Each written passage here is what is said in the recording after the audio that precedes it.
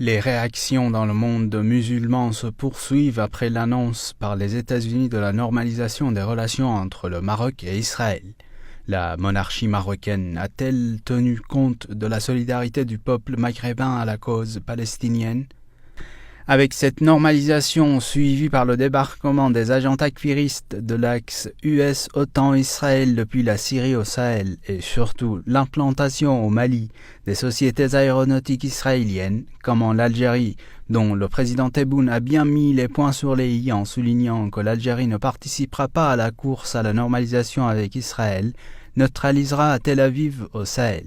Aïssar Midani, analyste franco-syrienne des questions internationales, nous répond. Alors en fait, si vous voulez, c'est d'abord l'Algérie, c'est un rempart quand même pour la Palestine, la Syrie, c'est un peuple de combattants qui a écopé aussi de la dizaine des années 90, de la dizaine du terrorisme chez eux, donc de l'année 90 à 2000 pratiquement les terrorismes enfin les terroristes qui ont été envoyés par les pays impérialistes, exactement comme le scénario syrien, ont été envoyés aussi bien par la France, par par les États-Unis aussi, qui veulent supplanter la France. Enfin, ils veulent tous remettre la main sur les richesses algériennes de gaz et de pétrole. Donc ça, c'est un premier point qui est important à voir. Deuxièmement, l'Algérie a à nouveau récemment réaffirmé sa souveraineté et réaffirmé son indépendance et réaffirmé aussi son soutien indéfectueux à la Syrie et à la Palestine et jusqu'à la libération de la Palestine. L'Algérie potentiellement va faire partie de l'axe de la résistance. Pendant la guerre menée par les terroristes et les pays qui les soutiennent, tous les pays de l'OTAN, les États-Unis et les pays de l'OTAN avec les réactionnaires arabes, en fait, l'Arabie saoudite, le Qatar, etc., qui ont mené cette guerre terroriste contre la Syrie, ou qui ont soutenu les terroristes, mais qui les ont armés, envoyés et dirigés, avec Israël, quand même. Israël est le pilier de cette agression contre la Syrie. Bon, récemment, donc, l'Algérie a réaffirmé son soutien à la Syrie et a réaffirmé aussi sa souveraineté sur son territoire et la souveraineté de la Syrie sur l'ensemble de ses territoires, mais aussi a réaffirmé son soutien au peuple irakien dans sa lutte contre la présence américaine et dans sa lutte contre le pour récupérer sa souveraineté sur l'ensemble de son territoire et de ses ressources. Donc ça, c'est vraiment très, très important et ça a été même mis dans la Constitution, le soutien à la Palestine et puis jusqu'à sa libération. En fait, justement, donc dans cette phase viennent où Trump termine sa présence, je dirais, à la tête de l'État états-unien. On voit qu'il y a cette course pour la normalisation, c'est même pas la normalisation, l'alliance avec Israël, d'ailleurs, qui a été très très vite. On voit aujourd'hui à Bahreïn, aux Émirats arabes unis, la course-poursuite, je dirais, pour les activités culturelles, pour les échanges, les mariages, comment dire, en fait, les avions qui vont et viennent à Bahreïn, l'ouverture totale pour les Israéliens sans visa, et il y a de plus en plus de fêtes israéliennes qui sont fêtées à Bahreïn et aux Émirats. Ce qui en dit long quoi sur le fait que c'est pas né d'aujourd'hui, mais c'est préparé depuis longtemps. Maintenant, pour le Maroc, c'est d'une part, il y a eu aussi ces visites systématiques de Pompéou à tous les chefs des États arabes aussi qui précédaient cette collaboration avec Israël. les pressions américaines. Et donc, dans ce même registre, il y a eu des visites de Pompeo au roi du Maroc, et qui, lui, je crois qu'il soutenait un peu la Palestine du bout des lèvres, parce que la présence des hommes d'affaires israéliens, qu'ils appellent juifs d'origine marocaine, en fait, est très présente au Maroc quand même.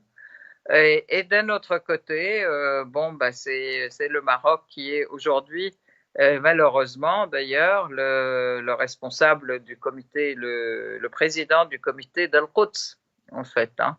Donc c'est aussi une symbolique très importante.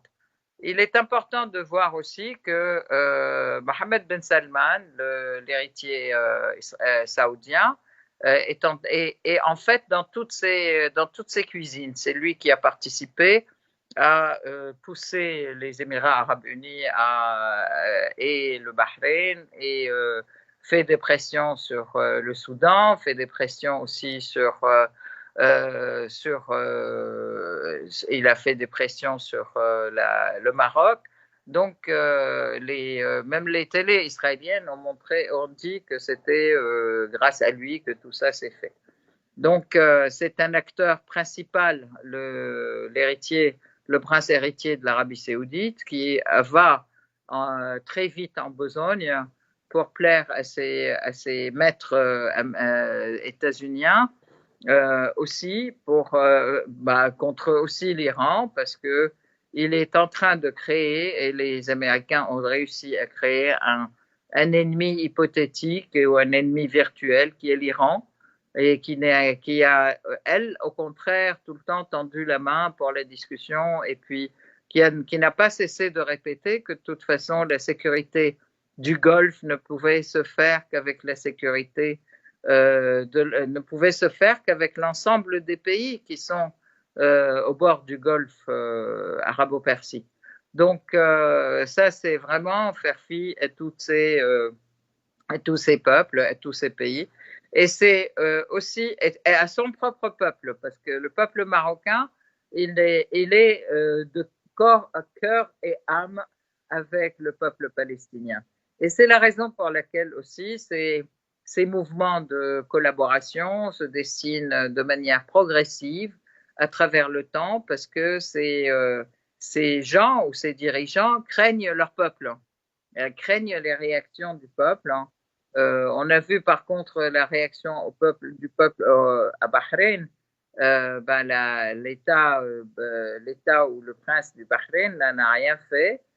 Par contre, il a juste augmenté la répression et mis tous les opposants en prison avec des tortures, avec des horreurs, et ce depuis d'ailleurs 2011, on le sait.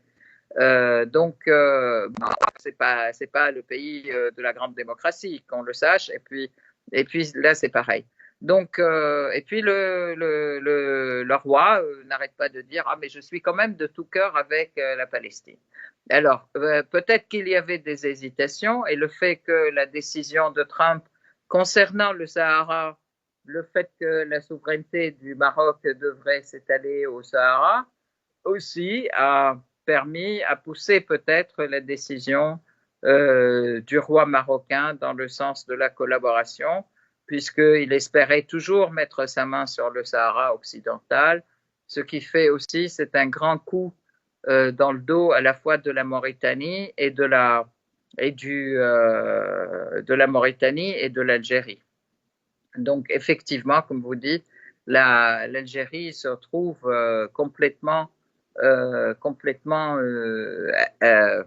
comment dire, encerclée, en fait.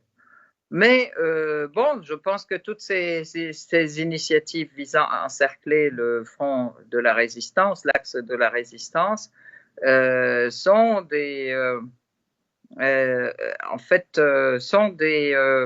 des initiatives mortes, parce que c'est bien de faire des choses au niveau du sommet, mais les peuples ne suivent pas. Les peuples sont foncièrement, fondamentalement patriotes, et fondamentalement avec le peuple palestinien et le peuple syrien. Quand je parle du peuple algérien, et le peuple marocain aussi, mais le peuple aussi tunisien. On sait que, mais en fait, tout ceci aussi, ça affecte non seulement l'Algérie, ça affecte aussi la Libye. La présence en Libye par le biais du Mali et la Tunisie. Donc tous toutes ces manigances avec Israël, en fait, tout touche effectivement l'ensemble des pays de l'Afrique du Nord. Et sachant que déjà Israël s'est pas mal introduit dans les pays d'Afrique puisqu'ils sont assez présents au Mali et peut-être et certainement dans d'autres